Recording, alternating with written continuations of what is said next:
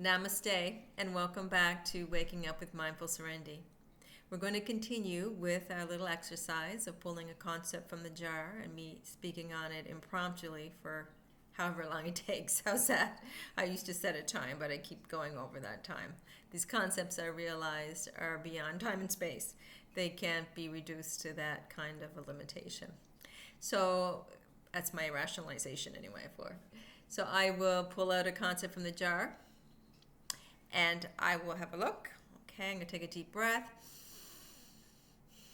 And the concept I pulled out today was truth. Now, how's that for a big one? How does someone talk about truth in a short period of time?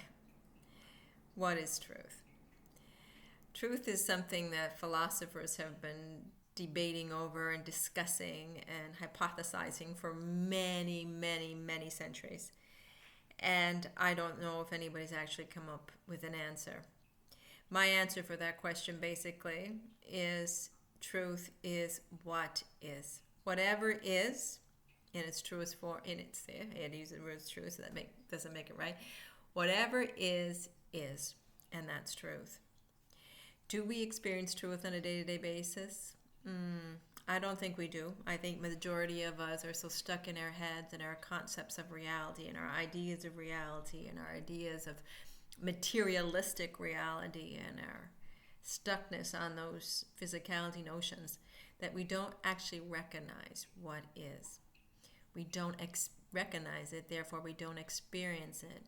In order for truth to be truth, it has to be the felt experience of.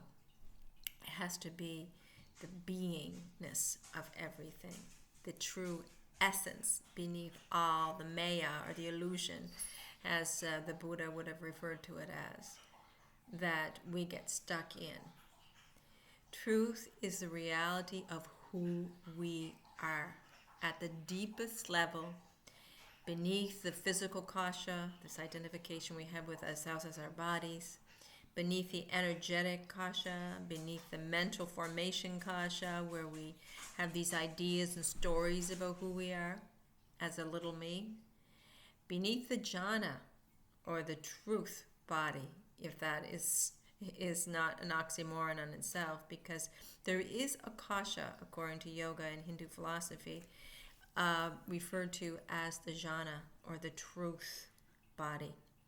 And truth does exist in that, but it takes us beyond that to the essence of who we are at the Ananda body, the fifth and final, the most inner body of the human being.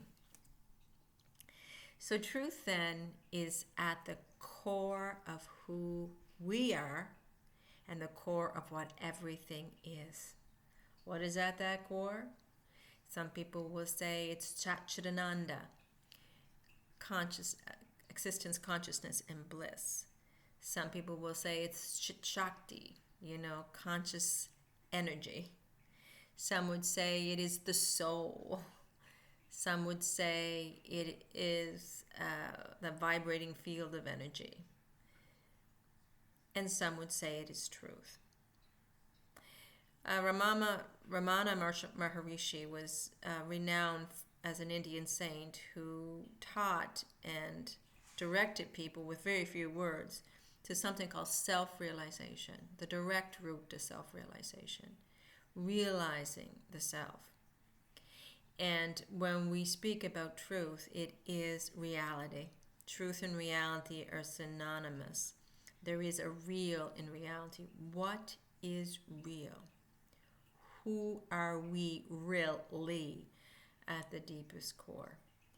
And who we are cannot be explained with these words that I'm using now. I can point to them with a few concepts, but we really can't realize that who that self is until we have the actualized experience of it. So how do we know truth? The only way to truly know truth is to be in truth. And that is to be so evolved that we're seated in the seat of consciousness and we maintain that seat of consciousness. So evolved that we are residing in the inner core of Ananda body. So evolved, that we are experiencing the light of who we are. And that is when we will experience and know truth.